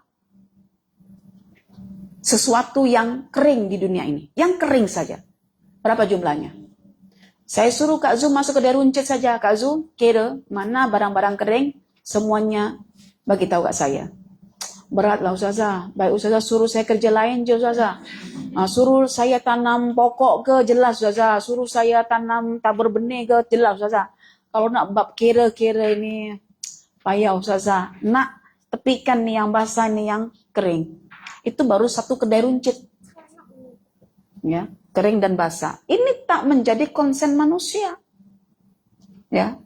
Hanya sekadar tahu mana benda basah yang bermanfaat untukku, mana benda kering yang bermanfaat untukku, untuk aku masak, untuk aku gunakan. Tapi kan masih banyak benda basah kering yang tak tergunakan lagi. Iya, banyak benda kering atau basah yang kita tak guna lagi. Kita hanya mampu untuk menghitung, dekat dapur saya, Ustazah, saya dah kira benda keringnya itu adalah garam. Contohlah kan ya. Kemudian gula, beras, apalagi senang cerita yang saya letak dekat luar, yang basah dekat peti ais. Dah, selesai. Kecuali benda kering, tetapi saya takut nanti dia expired, saya masukkan dalam frozen. Ya kan Kak? Frozen, benda-benda kering dia itu. Oke. Ini kemukjizatannya terletak ketika manusia tidak ada konsen, Tuhan ada konsen. Ada perhatian kat situ. Itu letak kemukjizatannya. Dan bila saya sendiri mengaitkan, kata beliau kan gini, kalau pokok ini kemukjizatannya terletak bagaimana Allah menghuraikan tentang jalur-jalur kepunahan. Kata beliau, ini tentang kepunahan, keguguran. Kalau ini jalur-jalur pertumbuhan tentang kehidupan. Dan ini kacukan dua-duanya. Pas saya rangkai sendirilah. Ini baru ke sini, baru hidup. Dari hidup kita akan mati, dari mati kita akan dibangkitkan, lalu kita kaitkan dengan ayat ke-60. Oke. Selepas ini, Kak Sinar. Berapa pokok kat rumah? Tak dijangka. Berapa masa yang cukup untuk memperhatikan daun yang gugur, Kak Sinar? Ya Allah Ustazah, saya kebetulan jelas Ustazah, saya tengok kalau daun tu gugur, tak ada pun niat nak perhatikan bila daun tu gugur gitu kan. Oke. Kalau misalnya akak-akak jalan ke Putrajaya, kan banyak pokok Putrajaya lah. Kata cantik. Saya suka pokok itu adalah ketika ada angin, lalu daun-daun itu gugur gitu. Bagi saya keindahan pokok itu ketika itu. Dia bergoyang, tapi dia menggugurkan daun-daunnya. Sama seperti kita, keindahan kita itu ada pada proses ketika kita mencoba untuk menggugurkan kita punya dosa. Yaitu ketika Allah timpakan musibah. Itu keindahan kita. Itu keindahan kita. Jadi orang itu semakin indah ketika dia ditimpa musibah. Mengapa? Karena keindahan itu hanya mampu diwujudkan ketika ada musibah. Contoh sabar dan contoh syukur. Baru nampak cantik. Jadi rasanya lepas ini perempuan, cobalah try buat aktiviti outdoor. Datanglah ke tempat-tempat yang banyak pokok-pokok, dan saya suggest kalau yang area-area sini, pergi je lah dekat Putrajaya. Taman hijau ke, dan tunggu je angin tu menerbangkan. Dan perhatikan, pasti Allah akan ilhamkan dalam hati ini betapa indahnya pokok itu ketika menggugurkan daun-daunnya, melambai-lambai bergoyang-goyang, tetapi di situ ada ayat yang sedang dibunyikan. Wa indahu mafatihul ghaibi la ya'lamuha illahu wa ya'lamu ma fil barri wal bahri wa ma tasqutu min waraqatin illa ya'lamuha wa la habbatin fi dhulumatil ardi wa la rabbin wa la yabisin illa fi kitabim mubin. Kalau semua tertulis, dah jelas di Lauhul Mahfuz, alam cuma menjalani skrip di Lauhul Mahfuz, why not kita? Skrip kita tentu lebih ada daripada mereka. Kalau mereka saja ada, skrip kita lagi ada. Apa alasannya skrip kita lagi ada, Ustazah? Kan alam semesta diciptakan untuk kita, bukan untuk mereka. Segala yang ditundukkan kan untuk kita. Maka Ibnu Qayyim mengatakan, jika kita merupakan buah dari langit dan bumi, sedangkan langit dan bumi begitu diatur dan diperhatikan oleh Tuhan, apatah lagi kita. Artinya, skrip kita lagi jelas. Jelasnya kenapa? Ada Al-Quran yang menuntun skrip hidup kita. Sedangkan pokok ada diberi kitab untuk suruh baca. Ada pokok bulu nak baca Al-Quran. Ada pokok kenanga nak baca Quran untuk tengok skrip hidupnya. Tak ada. Itu yang membezakan kita dengan semua ini. Mereka tidak ada skrip Al-Quran, tapi mereka dihadirkan untuk memberi manfaat ke kita. So kita tengok daun, kita belajar tentang daun. Kita tengok benih, kita belajar tentang benih. Kita tengok benda basah, benda kering, kita akan belajar tentang basah dan kering itu. Semuanya tertulis di Lauhul Mahfuz. Antara yang terdapat di Lauhul Mahfuz itu Quran. Quran diturunkan bukan untuk langit dan bumi, tetapi Quran diturunkan adalah untuk kita. Maknanya Al-Quran itu macam unsur-unsur tanah yang mengandungi banyak nutrisi yang perlu diserap oleh kita sebagai benih. Lefam? Saja macam nak merenung ke atas ya. Al-Quran itu macam tanah yang mengandungi unsur-unsur nutrisi yang perlu diserap oleh manusia. Dan pada manusia itu ada namanya potensi. Maknanya kalbu kita akan menyerap ayat-ayat Quran. Ya kan? Fuad kita pun juga akan menyerap ayat-ayat kauniyah dalam Quran. Semua akan berinteraksi dengan nutrisi namanya Al-Quran. Sehingga kita boleh berkembang. Perkembangan kita bukan badan sahaja. Karena akan dihentikan Allah ketika umur 18 tahun. Bila umur 18 tahun badan kita sudah tak berkembang lagi ketinggiannya, itu artinya kita disuruh kembangkan yang mana? Kita suruh kembangkan jiwa kita, hati kita. Jiwanya berpengetahuan, hatinya berperilaku indah. Ya. Kan kita seronok kan kalau tengok orang sabar itu, walaupun kita tak sabar-sabar juga. Mesti kita buat penilaian. Ya Allah, si fulana itu, ya Allah, dia tak pernah marah, tak pernah muka masam, asyik senyum, tak pernah menghalang, dimarah, dia tenang. Kita menilai orang baik. Tapi bila ya aku macam itu, baru kita korek rahasia. Puan macam mana boleh tenang? Aku sudah menyerap nutrisi Al-Quran. Macam mana caranya itu, Puan? Belajarlah tadabbur Al-Quran. Kemana Puan belajarnya itu? Kemana-mana kerami jawabannya. Kemana-mana asatidzah yang mengajarkan tadabbur Al-Quran. Jadi setiap orang belajar tadabbur Al-Quran, hakikatnya orang itu sedang bertindak sebagai benih yang menyerap nutrisi. Nah, tumbuh tak? Nah, makanya kena serap. Oke. Ayat 60 sekarang. Itu sudah kemujizatannya. Ayat 60. Ilmu Allah luas, dah tahu sekarang ya. Tak ada, boleh tulis semua ini kan. Panggil je lah, saintis manapun tak akan sanggup. Oke, ayat 60. Coba dibacakan. Huwallazi yatawaffakum bil-laili wa ya'lamu ma jarahtum bin-nahar thumma yab'atsukum liyuqda ajalum musamma thumma ilaihi marji'ukum fayunabbi'ukum summa yunabbi'ukum bima kuntum ta'malun. Oke. Ada ilmu Allah yang gaib dan tidak ditunjukkan melalui fakta alam, tapi fakta diri. Dari alam besar, ini alam besar, kita pindah kepada alam yang kecil, yaitu diri kita. Wa huwallazi yatawaffakum, itu penjelasan tentang keluasan ilmu Allah. Bahwa ilmu Allah yang luas itu tidak hanya perkara zahir begini saja. Ini perkara zahir yang dapat disaksikan, tapi perkara gaib.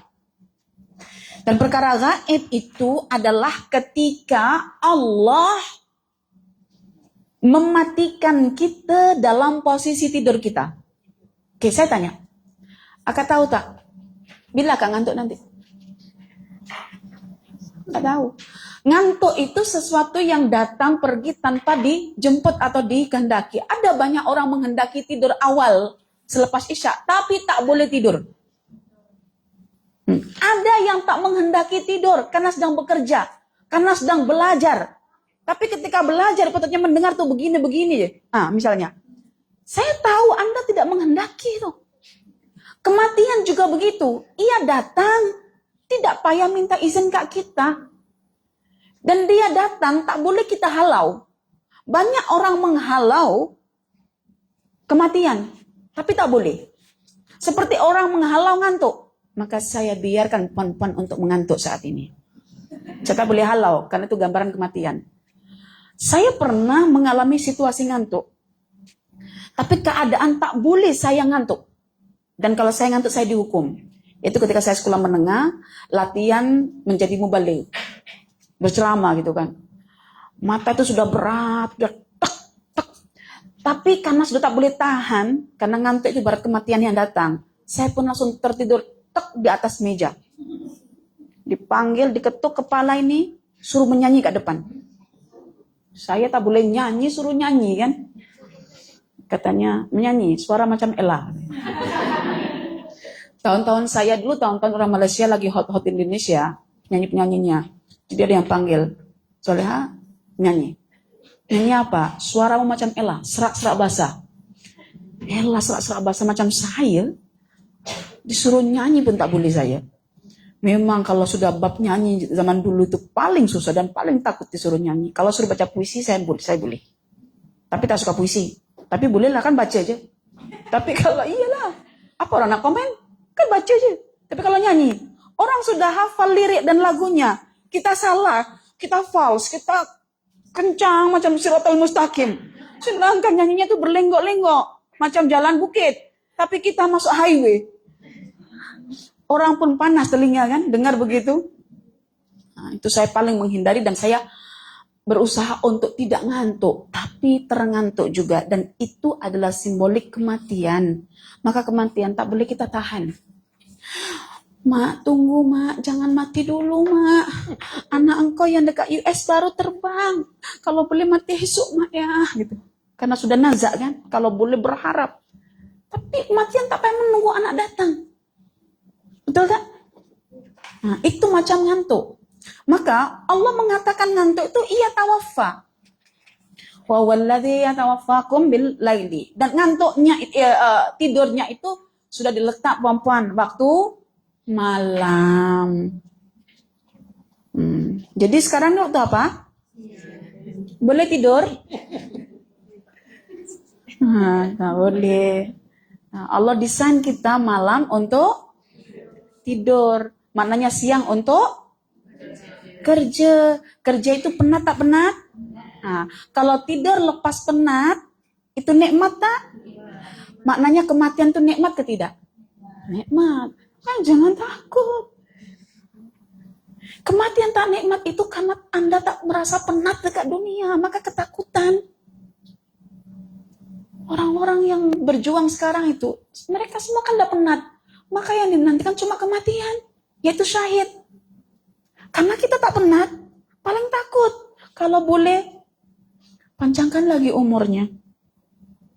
Iya kan? Sudah dipanjangkan pun tak tahu budi. Pakai acara happy birthday. Tahu tak happy birthday itu? Kami menyebut hari jadi. Bahagia tak sambut hari jadi itu? Bahagia kan? Happy birthday to you. Lagi senang kan? Macam mana kita nak gembira menyambut hari jadi kita, sedangkan kita dilahirkan, ibu kita itu antara mati dan hidup. Pasti kita rayakan. Kita merayakan ibu kita sakit ya? Untuk bersyukur katanya. Itulah, sudah tak logik itu. Itu hari di mana ibu kita taruhan nyawa. Lepas itu kita merayakan kesakitan ibu kita. Lalu hari jadi kita. Untung saya tak rayakan hari jadi saya. Saya baru tahu sekarang. Setiap orang merayakan hari jadi itu sedang mengingati kepayahan ibunya. Dan dijadikan party. Maka untuk merayakan hari jadi itu bukan pakai cake, puasa. Karena puasa itu kita sedang menahan sakit. Seolah-olah kita sedang menahan macam ibu kita melahirkan kita. Ya. Lebih baik kita bersyukur pakai puasa. Bukan bersyukur pakai lilin. Pas itu di bawahnya ada cake. Pas itu suruh tiup. Happy birthday to you. Nah, pas itu kita orang Melayu lagi. Bukan main fasihnya bahasa Inggris tuh. Tapi kalau suruh baca Quran, tak fasih juga. Jadi, wa huwa alladzi yatawaffakum bil-lail. Ini bentuk pengetahuan Allah tentang perkara gaib. Jadi saya tanya, puan-puan nanti malam tidur jam berapa pun tak tahu kan? Tak tahu, itu perkara gaib. Maknanya kalau tidur saja tak tahu, ditanya, puan-puan mati bila? Lagi lah tak tahu. Tetapi karena Allah sayang kat kita, Allah berkali-kali bagi kita masa untuk merasakan kematian. So kematian dalam tidur bermakna seluruh anggota tubuh badan kita tak boleh kita nak gerakkan karena rohnya ditarik oleh Allah dan ditahan oleh Allah untuk tidak turun. Perhatikan di situ. Ditarik oleh Allah dan ditahan untuk tak turun. Oke? Sambung ayat itu, wa ya'lamu ma jarahtum bin nahar. Wa di situ jangan artikan dan. Tetapi wow itu menunjukkan wow keadaan. Oke? Allah Subhanahu wa taala mematikan kamu di waktu malam, yaitu menidurkan kamu dalam keadaan dia tahu lepas bangun tidur nanti kamu buat apa? Buat maksiat pun Allah tahu. Tetapi tetap juga dihidupkan. Maka selepas wa ya'lamu ma jarahtum bin nahari summa yab'asukum fihi, pada hari itu liyuqda ajalun musamma, untuk menyempurnakan sisa ajal. Karena usia kita itu rangkaian daripada hari-hari. Bila belum cukup kita punya ajal, Allah akan kembalikan kita punya roh untuk masuk dalam jasad kita, sehingga kita boleh menyempurnakan ajal kita yang telah ditentukan dekat Lauhul Mahfuz. Jadi ayat itu kalau kita baca itu begini. Wa huwallazi yatawaffakum bil-laili tsumma yab'atsukum fihi liyuqda ajalun musamma. Artinya begitu. Kan maksudnya Allah tidurkan kita, lalu Allah bangunkan kita untuk menyempurnakan sisa ajal kita, kan gitu. Yang tengah-tengah itu menunjukkan pengetahuan Allah. Meskipun Allah tahu sebelum kamu dibangunkan itu, kamu akan berbuat maksiat, tetap Allah akan bagi juga engkau kehidupan. Demi untuk menyempurnakan sisa ajal kamu. Kita, kalau dah tahu orang itu tak baik, tetap memberi, kita memberi. Dah tahu dia tak baik, dia akan cakap buruk tentang kita ke belakang kita. Dah tahu awal, lebih baik aku tak bagilah. Jadi Allah itu ketika menyempurnakan ajal manusia, Allah tahu perangnya manusia itu sendiri. Yang baik ke yang buruk tetap disempurnakan ajalnya. Dan ketika menyempurnakan ajal, itu maknanya menyempurnakan rizki. Jadi memberi itu jangan pandang kasih. Oh, ini kalau kafir dikurangkanlah, kalau mukmin dilebihkan. Tak. Ya. Jadi maknanya orang baik ke buruk itu tetap objek kita untuk memberi, karena hakikat kita memberi adalah mencontoh sifat Allah, bukan untuk mengambil manfaat dari orang yang kita beri, tapi untuk manfaat diri kita di mana Allah ridha. Jadi saya kagum dengan ayat ini. Dialah Allah yang mewafatkan kamu dan sebelum engkau, maksudnya menidurkan kamu, dialah Allah yang menidurkan kamu di waktu malam. Ya, dan sebelum engkau dibangunkan di pagi hari itu, Allah sudah mengetahui dan akan sentiasa mengetahui perbuatan buruk kamu, tapi tetap kamu dihidupkan. Artinya, Allah nak bagi peluang kita untuk masuk surga, maka masih dihidupkan. Tadi malam kan tidur ya, tadi pagi bangun, ya pukul 5:30 sudah bangun, dan kita katakan pada Allah bahwa, ya Allah, sebelum engkau bangunkan aku tadi pagi pukul 5:30, engkau sudah tahu apa pekerjaan yang aku lakukan. Dan hari ini aku lakukan perkara buruk, kau sudah tahu. Tapi engkau tetap bangunkan aku. Artinya keburukan manusia tidak menghalang Tuhan untuk berbuat baik. Kalau kita, keburukanmu menghalang aku untuk berinteraksi denganmu. See you, bye. See you di mana? Di akhirat katanya, aku tuntut engkau di akhirat. Nah, itu. Jadi, keburukan manusia tidak menghalang Tuhan untuk tetap berbuat baik. Tapi kita sentiasa melihat keburukan manusia punca kita memutuskan tali persahabatan. Dan saya berharap seburuk-buruk saya sebagai ustazah, tolong jangan putuskan hubungan ini. Tolong jangan putuskan hubungan ini. Tetaplah untuk menjalin tali ukhuwah. Karena Allah Subhanahu wa taala walaupun punya kuasa tidak pernah memutuskan kebaikan untuk hamba-hambanya yang kafir sekalipun. Betul ya? Betul. Nah, insya Allah. Apatah lagi kepada ibu bapak kita yang melahirkan kita, seburuk-buruk mereka, kita tak pernah mampu menggantikan keletihan dia, kepayahan dia, mengandung, menyusui, dan melahirkan kita. Saya baru datang tengok baby. Cucu keponakan mak lah, dekat Ulangan. Saya tanya, kenapa baby tak dibagi susu badan? Ini susu badan kak, kenapa tak langsung bagi je? Putingnya terbelah. Kan? Laki boleh menanggung benda begitu. Laki karena tidak didesain untuk menyusui, jangan tanya laki, kata laki pandai. Memang aku didesain untuk menyusui ke, sehingga aku tanya aku boleh ke tak boleh? Tentu aku tak boleh karena aku didesain bukan jadi perempuan. Yang perempuan jangan berlagak juga, hanya aku yang mampu. Memang kau didesain pun. Kan? Kalau ukuran kuat tak kuatnya, lelaki tak boleh dilawan dengan kekerasan. Karena kata lelaki, aku lebih keras daripada engkau. Cara engkau mengalahkanku bukan dengan kekuatanmu, bukan dengan kegaranganmu, bukan dengan keberanianmu. Karena kalau ukur-ukuran, aku laki nih, lebih kuat, lebih garang, lebih ganas, lebih padu lah gitu. Jadi ternyata Allah tidak mengizinkan perempuan untuk mengalahkan suaminya dalam bentuk kekuatan fisikal. Tapi kekuatan dalam bentuk kelemah lembutan, baru lelaki tak terdaya dan menyesal telah kehilangan kita. Ketika kita berpulang ke rahmatullah. Belajar daripada air dan batu. Batu kan keras. Dia tidak boleh dilembutkan, dikalahkan dengan batu. Nanti jadi api. Api kan simboliknya kan membakar. Tetapi batu hanya boleh dihaluskan, dilembutkan dengan maka jadilah perempuan macam air, karena Anda didesain bukan untuk mengalahkan lelaki, karena lelaki lebih kuat. Kau baling pinggan ke bang? Aku pun boleh baling juga.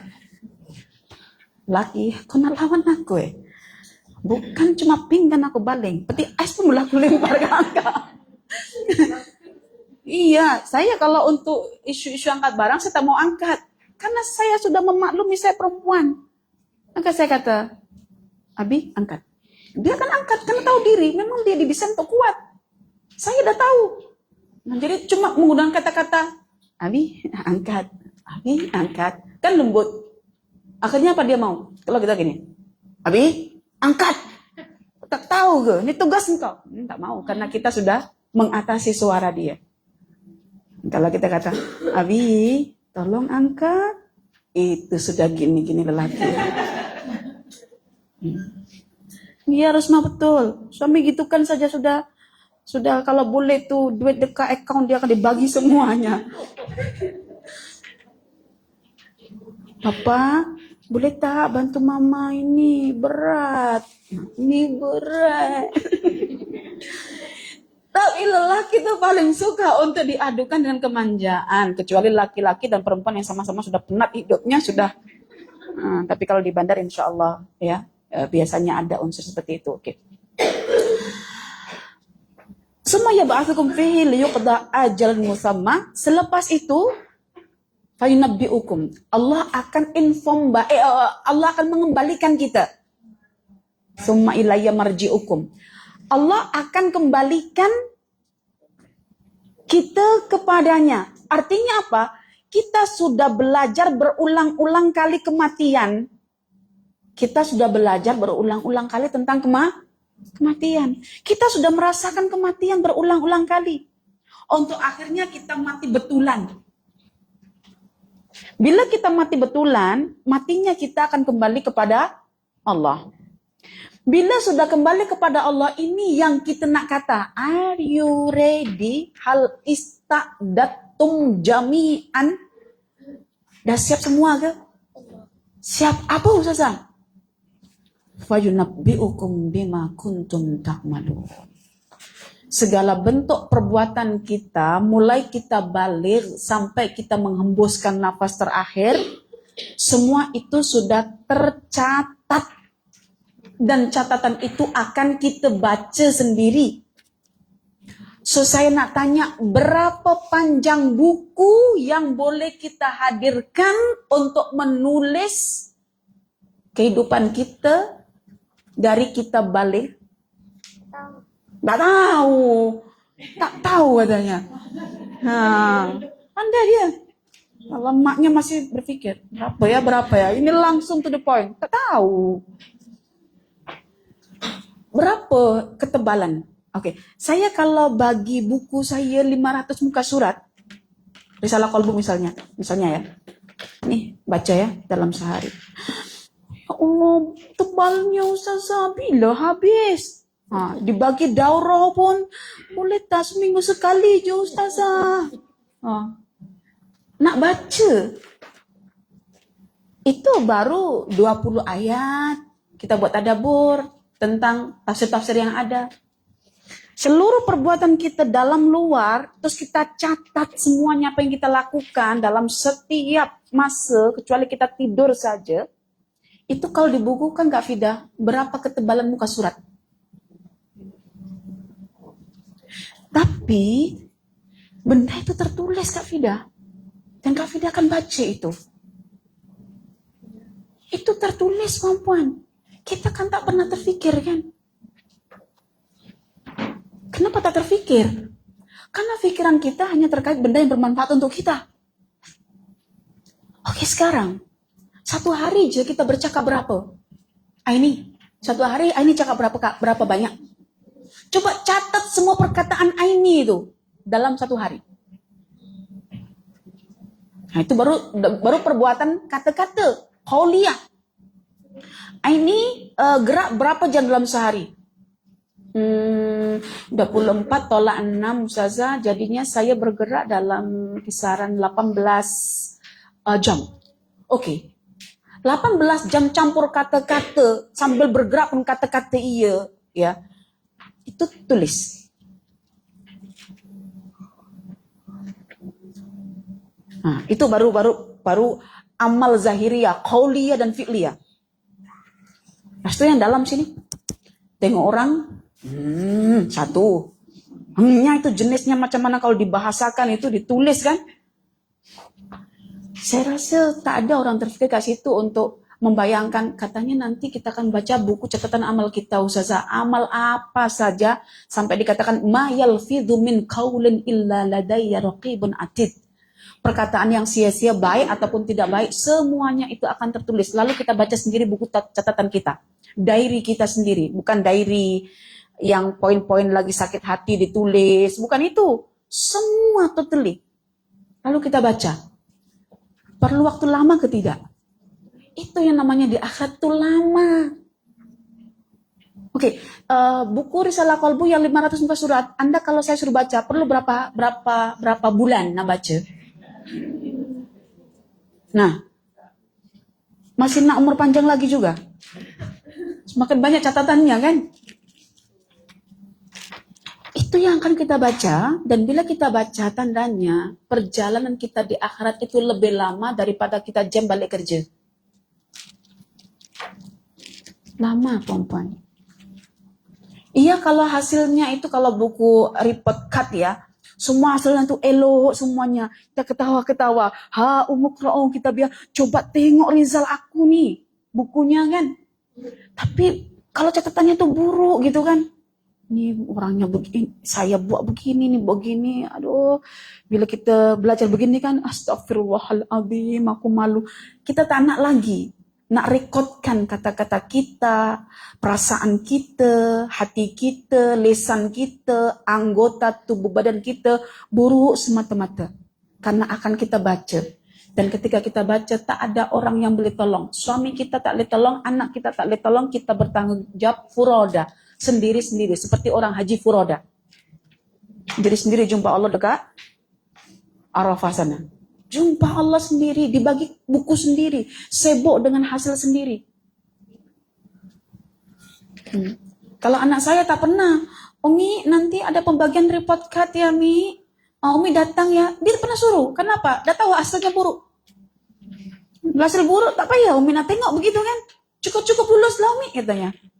Nah tapi kalau baik, mesti dia berharap, bila Umiku datang dan menyaksikan aku dipanggil oleh ustadku, dan dikatakan, tahniah, ranking 1. Nah, ibunya tengok kan. Ditunggu ibunya. Tapi kalau hasilnya itu cukup-cukup 6. Semuanya makbul saja. Bahkan yang hampir makbul misalnya. Hampir makbul, bukan makbul, hampir makbul. Nah, itu tidak berharap sangat ibunya tengok report card dia. Nah, kita bila tengok report card kita buruk, kita tak berharap. Andai kata aku tak tengok tulisanku sendiri. Nah, catatan buku amalku sendiri. Itu ada nanti. Tapi yang bagus hasilnya, dah tak sabar. Sampai suruh orang lain bacakan ke kita. Nah, sekarang kita menulis report card kita.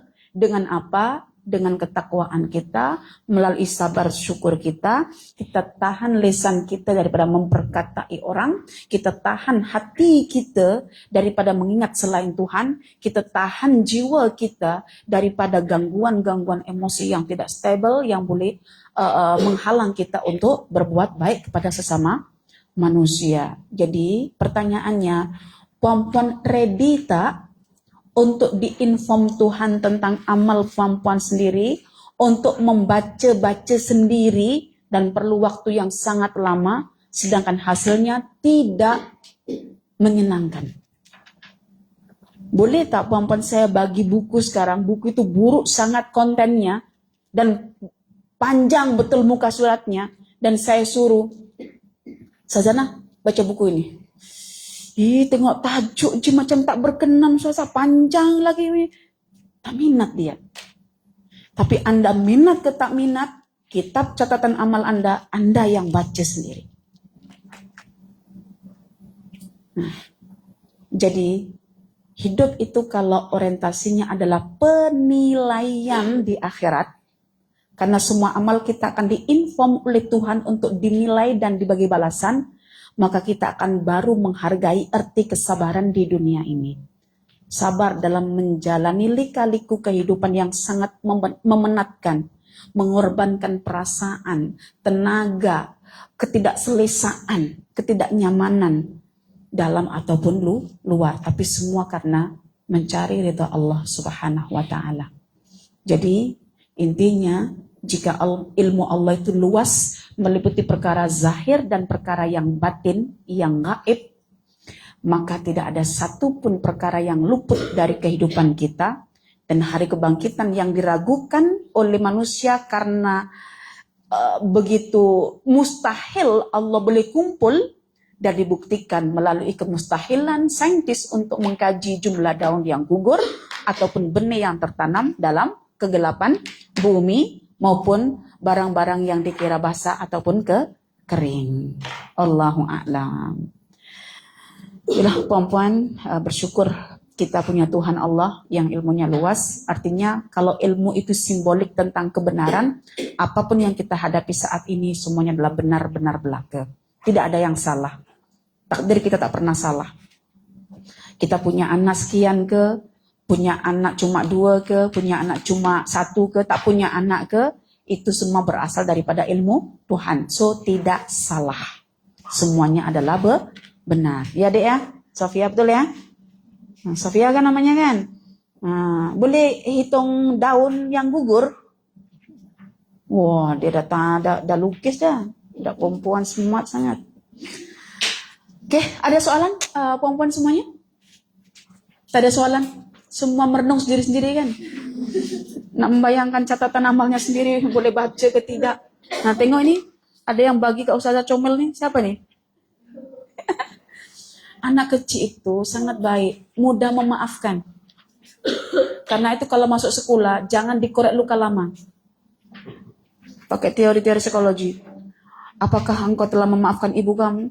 Ibu kamu buat apa dalam hidup kamu? Kamu ada luka lama dalam jiwa kamu tak? Anak kecil itu nangis kejap, pas itu ibu lagi.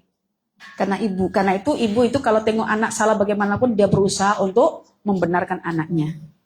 Karena sayang dia pada anaknya. Oke, alhamdulillah puan-puan kita sudah menyelesaikan perbincangan Allah Al-Alim. Dan insya Allah lah ya, minggu depan tuh kita sambung lagi biar habis ya perbincangan dalam surah Al-An'am ini. Oke? Jawahir lagi. Nah, sebab ini ayatnya kita potong-potong jadi 3 bahagian. Kak Syukra, oke Kak Syukra? Boleh, alhamdulillah. Aku qauli hadza wa astaghfirullah li wa lakum subhanakallahumma wa bihamdika asyhadu an la ilaha illa anta astaghfiruka wa atubu ilaik.